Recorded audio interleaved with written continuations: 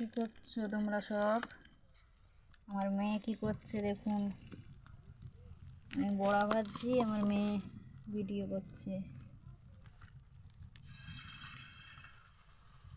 দেখেছেন কেমন লাগছে আপনাদের জানাবেন। এর মধ্যে আছে বাঁধাকপি, আলু আলু ঘষে দিয়েছি, পেঁয়াজ কুচি আছে, কাঁচা লঙ্কা আছে, চালের গুঁড়ি আছে, আর আছে বেসন,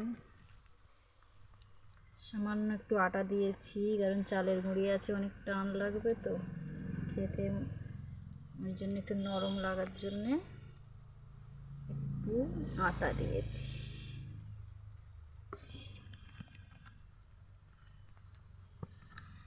কি কোথায় দেখাচ্ছে